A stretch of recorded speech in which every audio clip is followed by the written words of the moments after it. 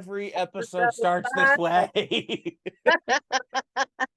Every single one. Episode 5. Oh my. What are we talking about today? This is the episode where it is Amber Saturday, even though the rest of the world is on a Monday. So who knows where we're going and what we're talking about today. Buckle up, hold on, but people, this is gonna be interesting. Oh yeah, if I had some sound buttons. I'm not putting sounders in this yet. Oh God. All right, Amber, it's episode 205. What are we talking about? Anything and everything. We're talking about holidays and how they're shitty, but they don't need to be. Yes, the at the time of this recording, it is December 18th, which means we are 7 days away from Christmas. And with I have yet to complete my Christmas shopping. This afternoon, I am going to get the stocking stuffers, and in theory, I'm done. But I'm sure when my sister arrives in a few days, I'll have forgotten something, and she will go and find it because that's what sisters are for.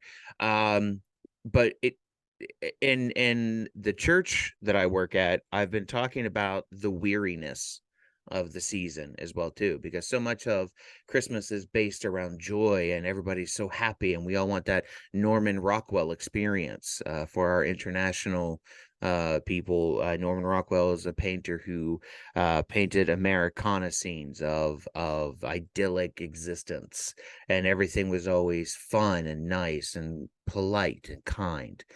Well, that's not how life goes in the first place. And the holidays is a time, but especially during Christmas, as an example of it, of where societal pressures to make everything perfect, to get to every party, to get the right gift or to get a gift, and to and then just that pressure alone is immense. Now, factor in missing your loved one, factor in grieving, and this takes on a whole new Herculean effort of emotions that I think we wanted to talk about a little bit today. Amber, you had mentioned that your Christmas stuff isn't done. Let me ask you this. How much pressure do you feel to get it done? About 1%. Because right now I don't give a fuck. Like, it's not that I just don't care. I think I've put myself in a place where I I don't have to stress about stuff if I don't want to. And everything we've been through, why? Why do I need to stress about it? If my kids want gifts, it's not like we can't go and, take them and pick out what they want before or after Christmas. I just don't understand anymore why to make it such a big deal. You know what I mean? Like that day really, I think just as a society, it's become more about, oh my God, gifts, gifts, gifts, gifts, gifts.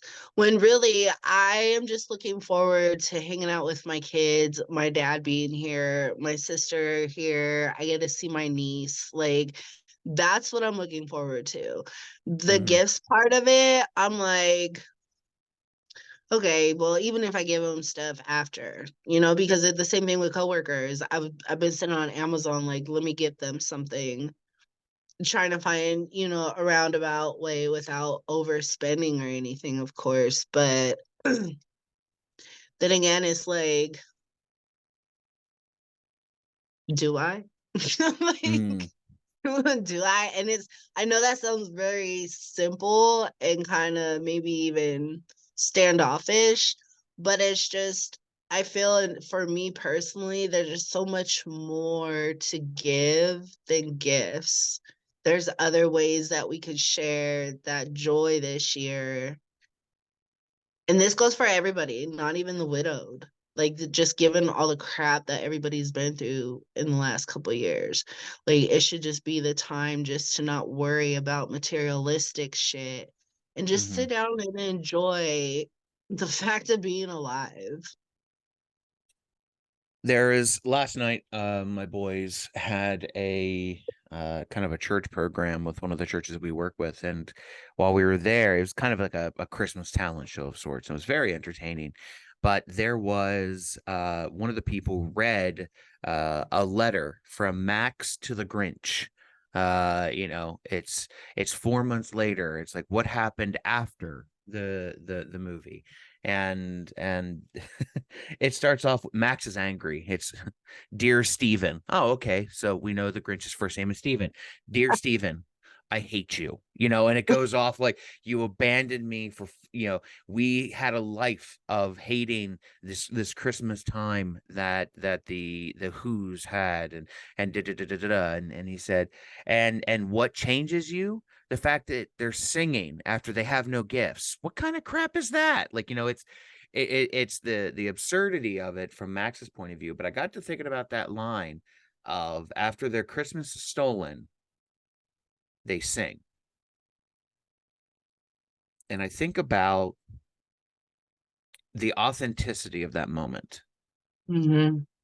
because everything else up to that point is trying to have the perfect Who holiday, which is, of course, an allegory for what we do in our culture, trying to make everything perfect, make everything wonderful. And then you have, when that's all taken away, when that's all destroyed completely by surprise, what truly matters.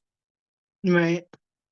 And then the question comes to mind to me, which is, well, then if that's what truly matters, what the hell's the point of all the gifts in the first place? And now I say this full disclosure here. I have been called Scrooge throughout many stages of my life. I am not a big holiday person.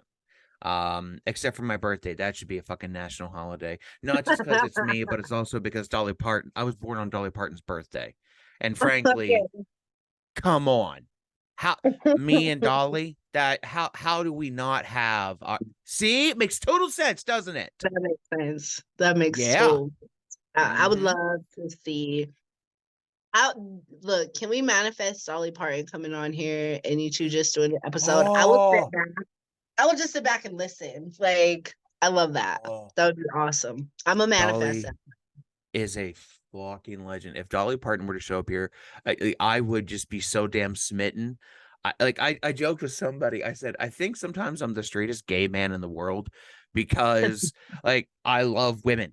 But there's so much of what has been the traditional gay aesthetic of Dolly Parton. And I'm just like that. I love that stuff. I'm like, I don't want it, but I love it. But Dolly Parton is a queen, a legend, and we do not deserve her. But I digress. Well, Miss Um, Parton, if you ever hear this, you are oh, welcome anytime. Please oh, come make Dolly. Bob, aka Simple Syrup, Smitten, smitten smitten, syrup, simple, sir. Oh, I gotta change my name. Let me do that. smitten syrup. Uh, We need a bottle. smitten, bottle that.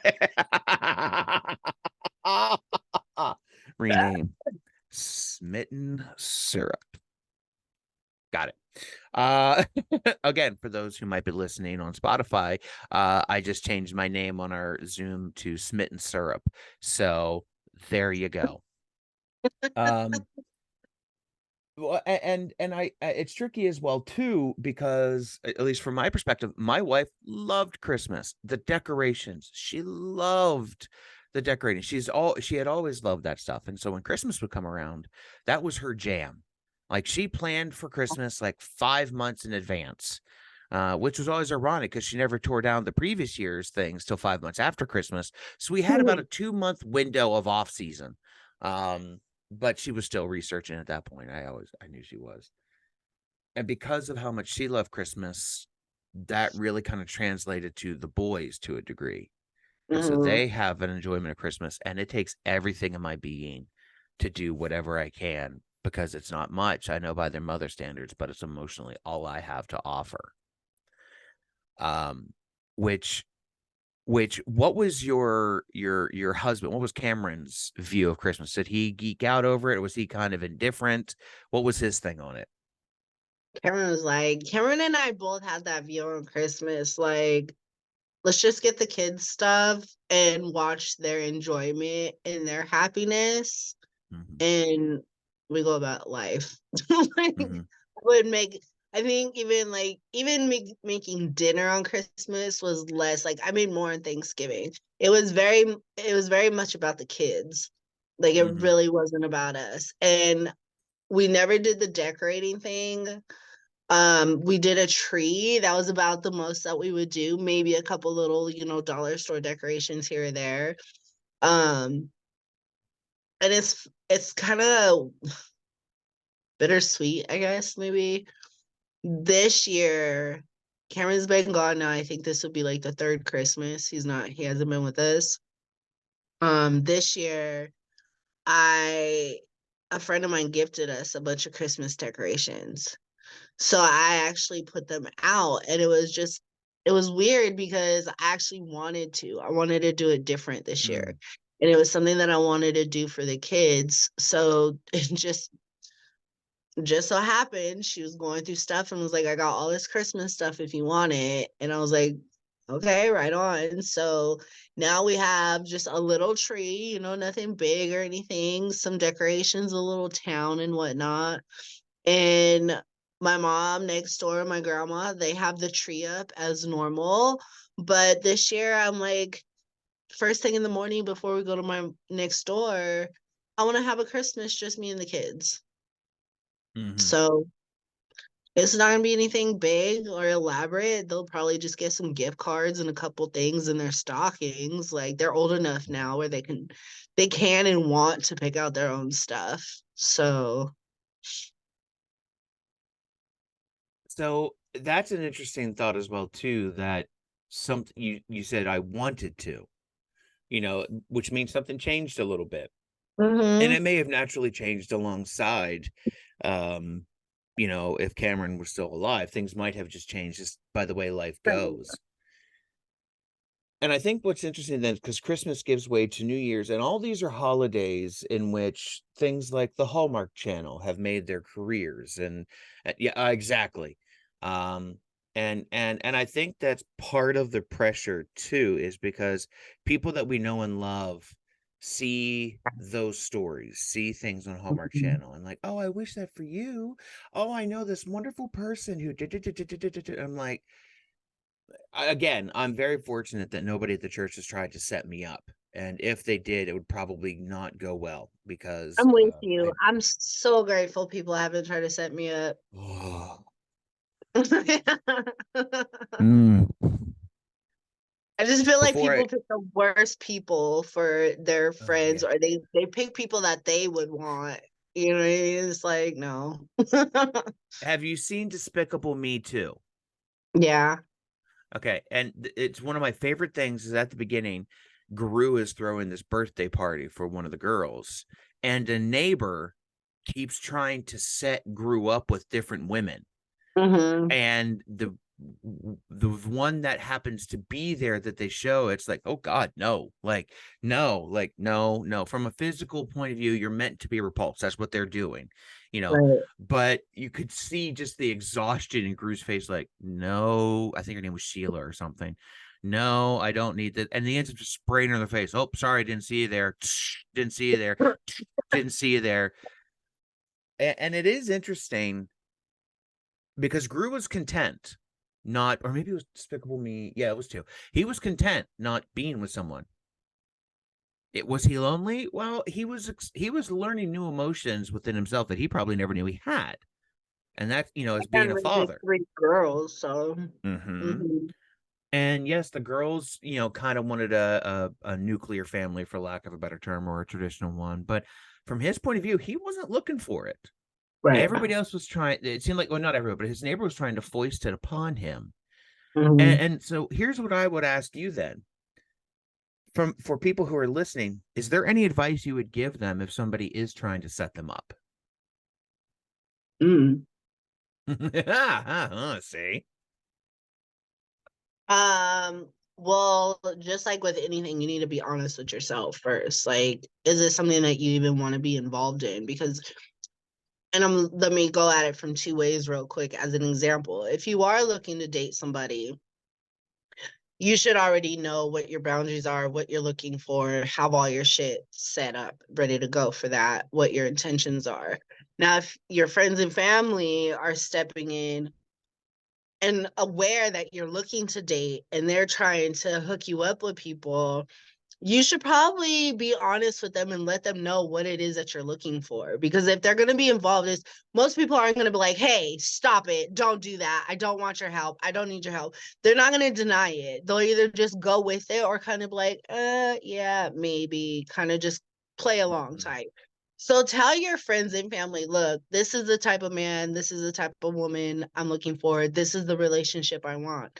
This Hmm. is, whatnot. Be that way they know, because I feel like, and this has never happened to me, so I can't really say for sure if this is true or not, but I just feel as though people will hook up their friends and family with people that they want to see them with, or what the type of person that they would go for. I don't feel like they're going to really, okay, this is who they are.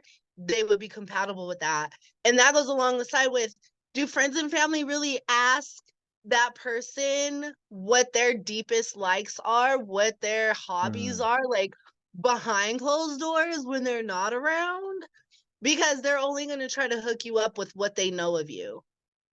So I feel like if I would tell people, like, be honest with yourself and then let those people know. Or on the flip side, if you're not looking and people are trying to hook you up, just tell them, like, rip the band-aid off. Look, I appreciate you being concerned about my well-being in a relationship, but Hmm. this is where I'm at in my life. I am either not ready for one, I'm not looking, I'm doing my own healing, or when the time comes, I will come to you and say, okay, this is what I'm looking for. Hmm. Just be honest. I feel like we just need to stop sugarcoating shit for people and just be honest. And here's the biggest one. If people are trying to hook you up with people that is just not compatible, just be like, look, I need you to stop trying to help me. I love you. I love you, but please, this is your I know you're trying to help, but it's not helping. It's like you look Like, at the person and go, what the hell made you think what do you hate me? Have we I talked thought we at were all? friends. Right, because now it's like I have to put that aside and I have to reevaluate our friendship. Why are you doing this to me? Yeah. I'm just saying, and I just feel like and I think that too goes into why a lot of relationships don't work, because people are honest with themselves, let Mhm. alone to be honest with somebody else. Like, if you have your boundaries, you have to set that boundary and assert it. Don't just be like, "Oh, but I really like this person. Okay, I'm gonna just put this aside." Because now you're just pushing yourself aside for somebody else just because you want a relationship. Don't do Mhm. that, because it's not healthy and it's not gonna last. Right. That shit we can get into so deep, but So I'm intrigued by the idea of, make a list of sorts of, what are you looking for? Here's my Christmas list of wishes for this potential partner. Um, that's what my brain went to. But I want to transition away from that side of it for a minute because there are our audience who hears us, there's a wide range of relationships that exist within them and with friends and family. Some of us have kids, some of us don't. I want to talk about the kids for a second. um because Christmas is a time in which, again, the pressure to have a family that looks traditional for whatever that might be, or even more than that, that the loss of a parent is often felt more because they're not there to be part of it. Mhm. I know for myself, the moments when my grief hits the hardest are when my boys do something pretty amazing or something hysterically funny, and I can't Yeah. share that with her. I can't share that with her because she can't enjoy it in a way that they would love to see her enjoy it. Like all that stuff that comes along in those moments as well too. Um how You said this is year 3 now. have you seen a difference from year one to year two to even this year with how your kids are handling the loss of Cameron as well? Yeah. At first, they were, I think, just as much as I was confused, Mm, and I think they heard a lot, like, I know there are times I probably just spill out and blurt out all kinds of shit they probably shouldn't have heard, and they kinda mm, said, "Oh, that's what mom is," and grabbed that and ran with that. So I think a lot of their emotions were just mine because they didn't really know how to play on their own. mm, But as the time has gone and I've grown and I've changed, I've put that on my kids too. I've shown them, I explained to them because they've asked me like, "Well, how come like you're not sad like you were before? Well, how come you're so like into all this like meditating and you're doing this and you're doing that?" And I have to tell him because what I was in wasn't healthy for me, but it wasn't healthy for them either. Because the more I perpetuated the sadness and the grief and Cam not being here for birthdays and Christmas and events and milestones, that was just placing all that on them and something that they have no idea what to even do with. That's too mm-hmm, many emotions for children to try to process. And so it kind of, now I think we're at the point and I see it in them. I know they still have their days and it's hard, especially for like my oldest. She got her permit and she got her first job. I know those are things that she would have been so excited to come home mm, and jump into dad's arms and tell him, you know, and then celebrate that together. And then with the Christmas, I think it's just they've gotten to a point where they can accept the fact that it's this is just our life now to their extent. And I think they've gotten a lot better. I think they've healed as much as they can right now with it all. mm-hmm. And I think they're just kind of looking forward to, look, we're here. So let's just continue on. Like what else? I think my kids, I'm pretty honest with them. So like my oldest, she's a lot like me, just the younger version. So I know she's starting to pick up and understand like it is what it is. As much as it sucks, we know that, well, we believe that he's still with us at times. And especially in Mm-hmm. moments like that, with like my little one, she just turned 4 on the 11th. Mm-hmm. And I was so emotional. I didn't expect to be that emotional, but I just realized, like, holy fuck, she's 4. He was a year and a half when she passed, and she's 4. Like, my brain was like, wait, what? Like, wait, no, no, no, no, no. So it's like even saying, okay, this is I think this is the 3rd year now, the 3rd Christmas, because we're 2.5 years out. So yeah, this is the 3rd Christmas. So it's just like I'm okay. I'm okay. We're okay. The word breathing again is the answer I give to everybody. It's like, how are you doing?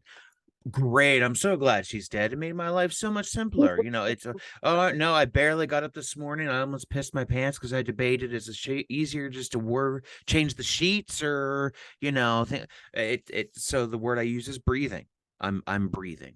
And the reason and I do know that you probably started meditating and your kids asked this because of Lisa. It's all Lisa's fault. She started all this. Let's just blame Lisa for it. Anyways, and again, the complication of what Christmas does, just holidays in general, but using Christmas as an example of what it does as well too, is because again, there is significant societal pressure, and then on top of that, it's trying to model healthy grieving for your children so your kids can see their grief can be modeled in a certain way as well too. um have you I keep waiting to hear from my boys that how especially my oldest, that there's some jealousy that their friends have their parents, like both of their parents, that one didn't die. I haven't heard that, but there's a part of me that expects my oldest at some point to say something like that. I haven't heard it. I know at my older two, their schools, there's a few other kids who lost their parents. So Hmm. there's a few of them at the schools that have gone through it. And I've kind of just like urged my kids to try to meet those ones, if not even to build a friendship, but at least to know who they are. So Have that a way, relationship of knowledge. right, at least, because like I told my oldest, I'm trying to get her to hopefully help us create the Facebook side for the kids in all of Mm. this, because I just kind of feel like they need that outlet too. Because like when we moved here, right, my oldest, she wouldn't talk to her friends about it. Like she didn't tell them anything. And I remember her friends coming in and seeing his urn and picture on the wall, and they're like looking at her kind of like, uh so, and she's like, well, I don't know what to tell them. Tell them we But just found this random urn and picture and we put them together, figured, let's see what people think. it looks nice. It's our What all a year great round. central piece of our decorating Yeah, aesthetic here. it's our all year round Halloween decorations. We're trying to be the new Adams family. But it Jesus. was I haven't I haven't heard them say anything like that to that extent. My little one is cons a lot more lately though, since she's been at school, saying she misses her daddy. Like Yeah. that's the most I hear. But as far as the jealousy thing, I haven't heard that. I think that it probably definitely pops into their mind now and then, Hmm. especially at like when my oldest graduated 8th grade, and big milestone events. So I think that's probably the time it probably kicks in the most. Hmm. Yeah, he hasn't said anything yet, but again, 14 is such a literally a wild age, Yeah. that he has me guessing on just about everything I know. But anywho, the reason, I think it's important to talk about this too then is, we talked about those with kids, and that's my experience is more grieving with children. I've worked alongside people who do not have children but are also grieving, and I won't pretend to say that I know what they go through, because I don't. I can relate the experiences that they have shared to me, and what some have shared with me is that during the holidays, the feelings that they had, if they especially if they wanted kids but couldn't have them, it feels a little more intense because they see their friends gathering with their kids, and then they'll see social media posts, whether it be Facebook, Instagram, whatever. Oh, loving spending time with all my family. I love it when they're all here. And I hear those stories, and there's a contrary side of me that goes, I promise you, not everybody wanted to be in that picture. That doesn't make that person's pain feel less. And so I Yeah. don't say anything because it's not going to help. Um, but I think, eh, from the experience I've had of listening to those who do not have, it's been a wide range of answers. Some, the absence of a family that they had hoped to have is intensified when the loss of their loved one is not here. Yeah. And it makes it maybe somewhat difficult to be with family. I don't know if I've heard of anyone who I the I don't want to say that it's better since the person died, because that's not what I want to say. But I don't know of anyone who feels that the emotions that they feel during this time are in any way easier to handle. Let me put it that way. It does seem like no matter what your grieving experience, the holidays intensify that anxiety, that fear, that concern, that tears, those moments. Well, I think you said Um, it. I think you said it in everything. We got Hallmark that wants to shove holiday romance down everybody's throat. We got all these whatever, every which way during the holidays. You got love, romance, coupled up families, all this stuff, right? So when you have that exterior pressure, the societal pressure, oh, this is the real life. This is the good life. If you have all this, you've made it in Mm, life. Woo, woo, woo. But then there has to be a level of there has to be a level of self comfort and self awareness as to where we're at individually in life. Because and when I say that, what I'm trying to say is like, aside from that societal pressure, we put pressure upon ourselves. Why, like, mhm. as in this part, I'm gonna speak as a widow. At first, after Cameron died, I was so angry seeing other married couples. Like, I hated it. I didn't want to see it. Don't talk to me about you and a boyfriend. I don't want to hear about romance, marriage, anything like that. And then it got to the point where I was a little bit jealous. Like, damn, why the fuck do you get to keep your husband? Why do you get to keep your wife? You know, I kind of went through those little phases. But now I'm like, and and that we're gonna have to do an episode on this because I'm about to say something that probably is gonna piss people off. I really don't care, but I'm pretty sure there's a We'll lot of call other it the people. apology episode. I'm pretty sure though there's other people out there that can relate to what I'm gonna say, and I'm gonna say this with like I really need this to be heard with good intention and a full heart, because and this kind of goes from me speaking just as a basic human being. The relationship that I had with Cameron, it was up and down. When it was good, it was great. When it was bad, it was shit. And yes, I love him. Yes, I miss him. There'd probably be a lot of shit we changed. I honestly don't even, I can't say wholeheartedly 100% if he was still alive, if we would even still be married. I don't know. Mhm, But I do know that the life I had with him compared to where I'm at now, and this is where I'm gonna piss people off, is with the word specifically, I think, mhm, is out of everything I've been through up until this moment since he's passed, I realize how relieved I am of him not being here. Because when he was here, I was constantly or not constantly, but there was a good portion of my marriage where I was walking on eggshells. I was doing everything to make sure he was taken care of, the kids were taken care of, you know, how do I change myself for him? What do I need to do for him? Everything was about him. And then when he died, and I realized I was thrown in this whole like, now what are you going to do? You have no savings, you have no income, you have no nothing. It was like, oh fuck, this whole time I've been taking care of a grown ass man, and now I have to fucking sit back, start all over, and take care of me and mhm, three kids.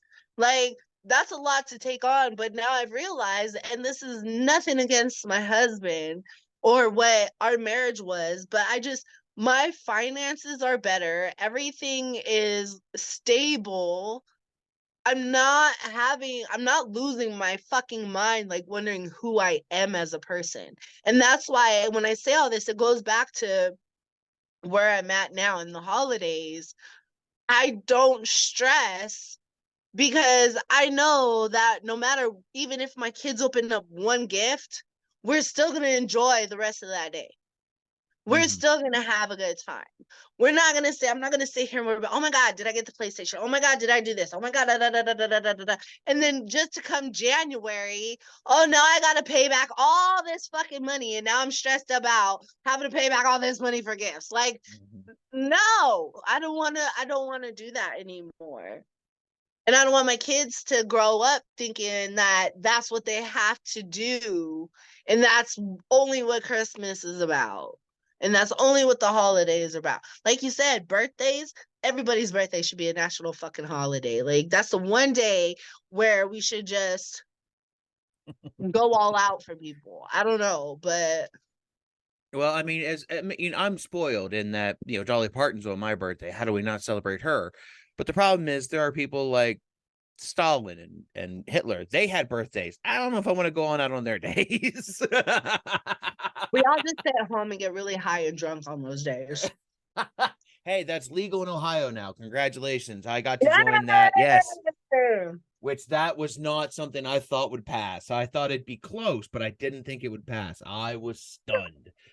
But politics aside, the idea of relief from his absence, I know we had touched on that in the previous season, but I do think that there's something to be talked about there, and you're correct. I think there is. That's a separate episode. That's going to take some nuance to Mhm. piece apart. And frankly, I wonder if that might be a good Valentine's Day episode. But that's just the way my brain works. Yeah, Because yes, as much as I absolutely adored and was smitten with Ashley, there was more than a few things that annoyed the living shit out of me, and vice versa. I'm sure. Although I'm a peach to absolutely. be with, so I I can't know think I done what that you would have man. a problem with. I need it. But the then so I don't, if people are bothered by what you said, I can get where they're coming from, but I don't necessarily hear malice in what you say. I hear a reflection of, time has given you a perspective to be able to step back and see what it was versus what it could have been. Hmm. And that what it was probably not as healthy as you would have wanted it to have been.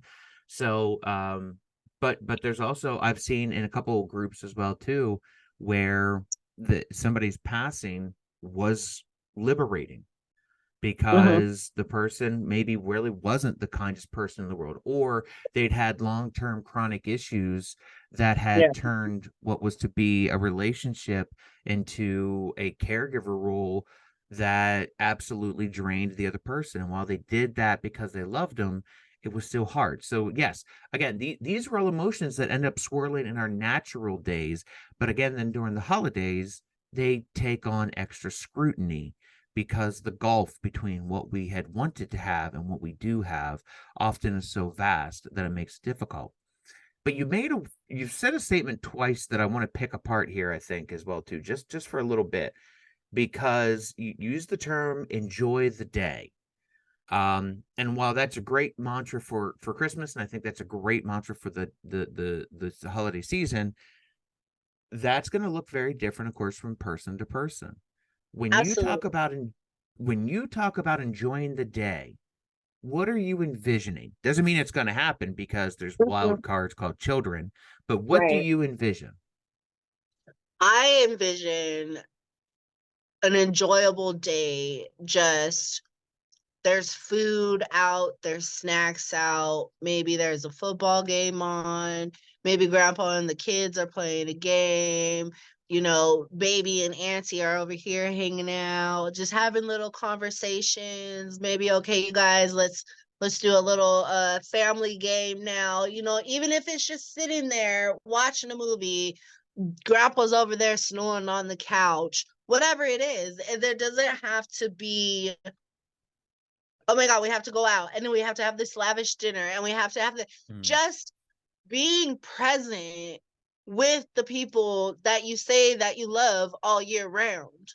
Just enjoying the smells. Maybe grandma's in the kitchen with the grandkids teaching them how to, or, even just making cookies with them, or they're decorating cookies, or whatever it is.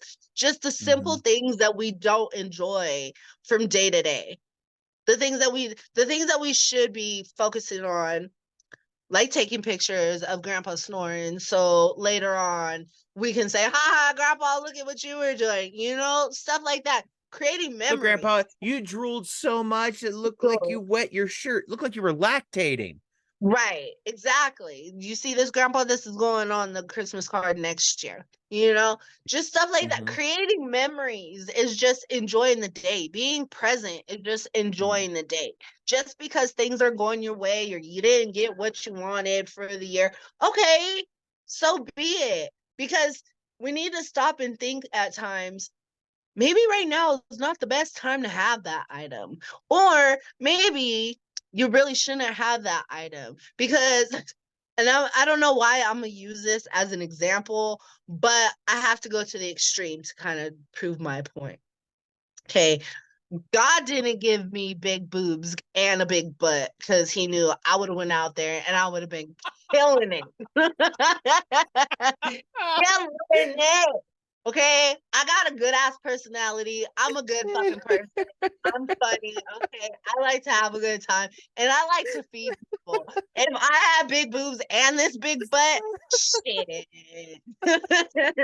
All I'm saying is sometimes we can't have and we shouldn't have the things that we want. All I'm saying, there comes a time. Who knows? Maybe next year you'll get that fancy little beamer you wanted and you get the newer version. Who knows? Right? I love these parts. Yeah. Ah. Can you say hi to Miss Amber? Miss Amber. Hi, Miss Amber. Okay, shut the door, please. Love you. So the idea of need versus greed that you talked about there is one that I think is a problem of society in general, but that is beyond the point. However, when you said about God didn't give me big boobs and a big butt, and God looked down upon the creation and said, let's throttle some of that back. We poured a lot of things in there. Knock them titties back a couple cups. There we go. That's good. Yep, great. Yeah, Yeah, okay. you did it. You did it. All I'm No, I saying is, don't, but I can see the joke there. all I I'm think God saying gave me is, some of your titties. Do you want these? Here, I'll give them. you've been holding on to them. We're doing good. We got a good balance happening. All I'm saying is, it goes back to when we were talking about societal pressure, but self Mhm. pressure. Because when we see all these Hallmark and friends and family and the kids, like, don't get me wrong, even and I could be the first to admit the whole marriage with my sister getting married, it drives me fucking crazy. The fact that she's married and has a baby, it fucking drives me crazy. Why? Because deep down, my little widowed self is a little fucking Mm, jealous. Like, what the fuck? yeah. And it's not that I'm not happy for them. It's not that I'm not excited that my niece is here. There's just this little piece of me that is like, what the fuck? And a lot of it too is the weekend. This is why I think, honestly, and I'm gonna just go do an intrusive thought here. Honestly, is because the weekend that my husband passed away was the same weekend my sister was gonna call and ask him to officiate the wedding. So Mm. I'm very bitter about that, but it's not towards them. I'm angry at Cameron for that. Just what their relationship, what that brings back, the wave of emotions that comes rushing in with it. Yeah. But that is me putting that pressure upon myself. So and I want to spin that because you said my little widowed self, and I think actually it's not so much a widowed self as whenever we are widowed, we are keenly aware sometimes that our core, our identity, our understanding of who we are has been completely reshifted. It is down to the quick, for lack of a better term. And I think the best example of that I can give is we almost regress to a certain degree. So Mhm. last night, the blonde bomber who just walked in here, Moose. Um, Last night we go to that church thing I was talking about. Well, somebody who was going to be there had asked if I had an air mattress they could borrow because they needed it for something coming up and their air mattress had broke and they didn't want to buy a new one. I'm like, yeah, sure, I got it. Use it. I'm not using it. I sleep in a nice king size bed. So I load up the air mattress into the car and I put it in the back seat beside Isaac. Thomas is riding up front with me. Isaac looks over and goes, what's this? It's an air mattress. Oh, I never got to sleep on it. That's not fair. Wait, what? Dude, you didn't even know we had it until 2 minutes ago when you got in the car. Like, what's this Well, box? well, what? I want it. No, you don't. You want it because you saw it and you didn't have it and you thought you wanted it because you want to get everything. Mm. And it was one of those I had to have the conversation because then he would go, but what if they don't give it back? What does it matter? You've got a bed. You've got ample places to sleep in. And of course, part of it's recognizing I'm trying to argue with a 7-year-old with autism. This is going to go poorly for me. But it was also one of those moments I'm like, no, this is a need versus greed conversation. Mhm. And I have to have this conversation. I'm not going to win it. It's not going to go the way I want it to, but I have to put this down now because that's going to bear fruit later on. There's going Yeah. to be another time I bring this up to help him understand it. And so when it comes to that I was so pissed. Because I kept thinking, what am I doing as a dad that my kid saw an air mattress and got jealous that somebody else was going to get something and he wasn't? Never mind that it was just his birthday on Wednesday. Never mind that literally the day before on Saturday, we'd had his birthday party where he had gotten presents. I'm like, how much is enough for this kid? And so I started to go down a spiraling role of, God, I suck as a parent that my kid thinks that somebody get an air mattress that he doesn't get now is a sign that he doesn't have enough. And like, I'm like, wait a minute. He's 7. This is incredibly age appropriate for 7. They want everything. They do. Yeah. And so whenever I think about what we are as widowed people, there's a part of me that goes, we're 7. We want the stuff we can't have anymore. Yeah. And it's trying to learn what what is need versus greed, what we genuinely need, what we want, and what's healthy for us. That's where maturity, that's where wisdom comes in, and that's where I think the Herculean effort of grieving in the first also comes into play, because yeah, it would be really easy just to lament in what you don't have. Yeah. But to say, I want to be about more than this takes work. And again, these are all feelings that are circulated around. It's beginning to look a lot like Christmas. Toys for every boy. Like we have these Bing Crosby songs, these White Christmas movies, these some that I love as well too. Like, I'm sorry, the Peanuts. Again, I have to really enunciate that word. The Peanuts Christmas movie, one of my favorite of all time. We do know that there's this wonderfulness about Christmas that can be, and for some people it's their favorite holiday. And if it's your favorite holiday, sweet, fucking awesome, kick ass during this holiday. But if this holiday also is hard for you, I get it. I want to make sure you hear, the audience, that I get it. You're not alone in this. I get it. I would um just urge those that if this time of year is hard, I would urge to sit down and write it out and really get to mm, the bottom and create a relationship with those emotions and really set the boundaries with those emotions. Because if not, as the time goes on, each holiday season that rolls around, it's only going to get worse. It's like abusing yourself. And I hate to go that route, but again, I have to go to the extremes to get my point across sometimes, because it really is an abusive way to live with yourself when you're sitting here allowing yourself mhm. to be down and out and, oh, woe is me, everybody house has this and Hallmark and the snow and boo boo boo boo boo. Sit down and figure out why it is that you're allowing yourself to sit in that. Why, and then after that, create a new tradition for yourself.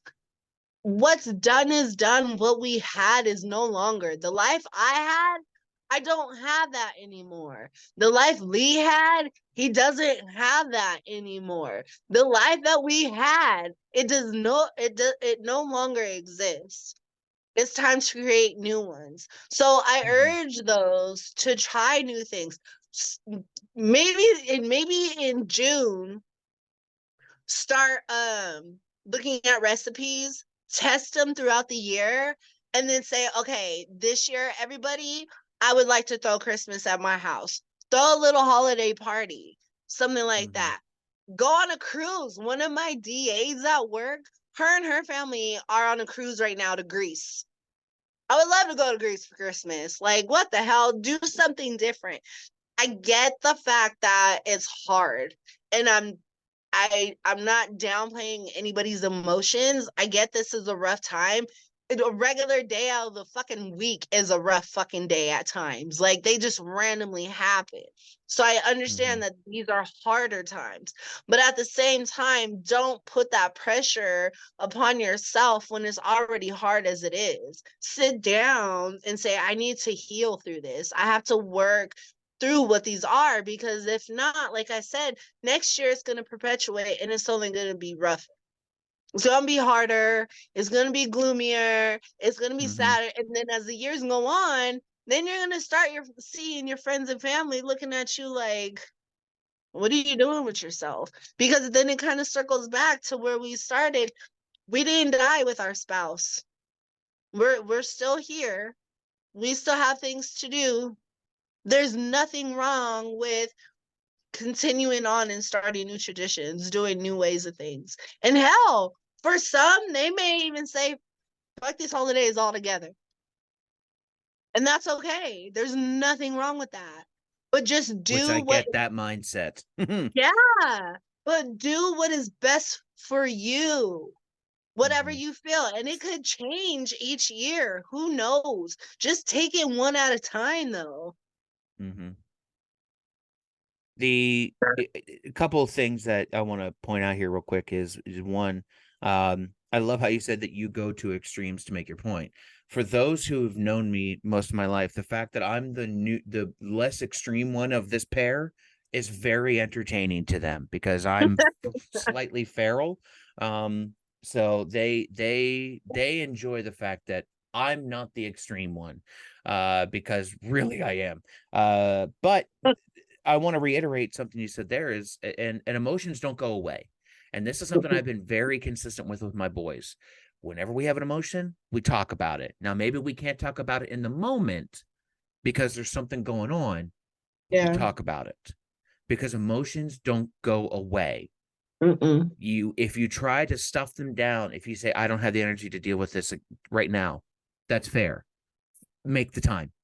Make the time. Please, dear God, make the time. Because if you don't, it comes back as a cancer. And I Mhm. don't use that word lightly. It will do devastation to either your future relationships, your current relationships, or just yourself, your understanding of self-worth. It will destroy you if you don't deal with it. And Um, literally, physically, it will destroy you. Like, that's how it we have absolutely a will. lot of these things. Like, physically, a lot of the Mhm. diseases, disease, your body is not at ease. You got to get Mhm. rid of that stuff because we hold that in our muscles. We hold that in every memory part of our Mhm. body. Let it, Yeah. you gotta heal all that. Clean it out. Yeah. And then the other thing I want to say, and I think we're coming to a nice conclusion here. I felt this has been a really, we're getting very good at what we do. Oh, Um, yeah. the idea about make a new tradition or reclaim an old tradition, especially during holidays. You know, if you can do that, do it because it will be powerful for you. If you Yeah. don't have the energy to do it, don't ride the Oh, wave. Ride the wave. Right. If you don't want to be alone and somebody invites you, but you're afraid it's going to be awkward, fuck it, go. yeah. Why? Because it's going to be awkward no matter what. Either it's going to be awkward alone by yourself, and if you don't want that for your existence, don't do it. You have been victimized by this widowhood. I get it. You don't have to stay there with it. And I don't use the word victim loosely there. That you know, this was done to us against our will, most likely. And so, if you need to reclaim some stuff, start. You don't have to do this big grand gesture, but if you are able to do a big grand gesture, like Amber said about, say, hey, I'm hosting Christmas this year. Fucking right, do that. Or maybe it's my tendency is to want to hide, but maybe I need to step out just just for an hour. Yeah. Do it. Please do it. It will be exhausting. It'll be tiring. But like every good workout, that exhaustion and that tiredness will pay benefits down the road. That's what working out does. If you go to the gym and you work out, what you do is you're tearing down muscles to build them back up.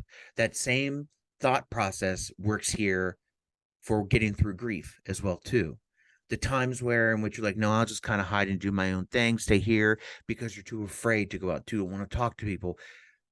Whenever you're brave enough to do that, to push past where your comfort spot is, that's when you grow.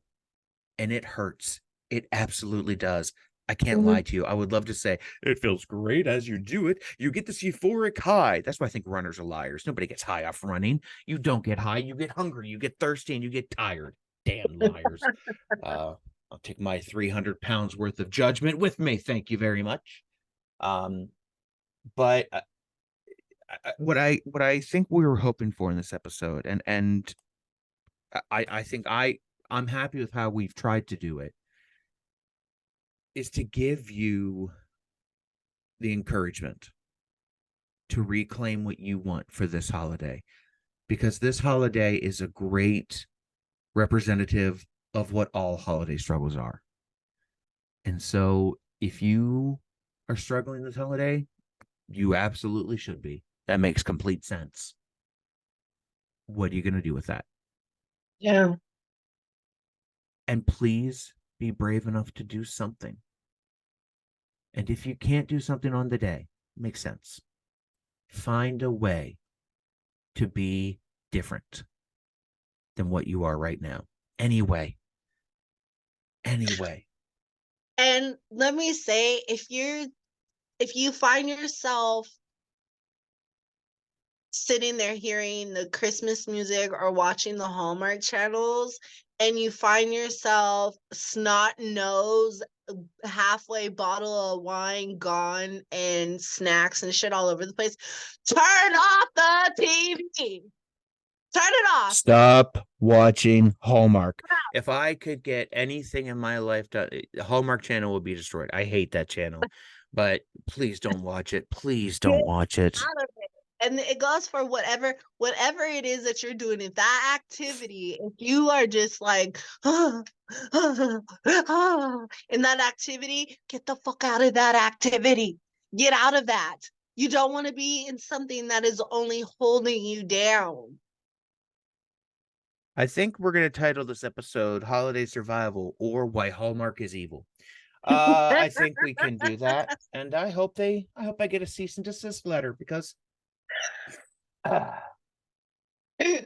those on Spotify, which you don't know, is I just flipped everybody off. I'll do it again. Anywho, I mean, praise Jesus full of love. Yeah. I would love to have that battle. I'll lose it because they've got lawyers and I've got arrogance. But I would love to have that battle. I'm okay. I'm gonna lose, but I'm going. I'll lose, but I'll go down making noises with it. That being said, friends, people who are watching this, friends of grievers, friends of widowed people, friends of ours, people who are watching this, every season's hard. Give yourself some grace, give yourself some patience so you can experience some peace in the midst of what is truly a horrific experience. Work to take that next step. Don't worry about the end of the journey. Just take that next damn step. You can do this. Friends, loved ones, Merry Christmas. Bye.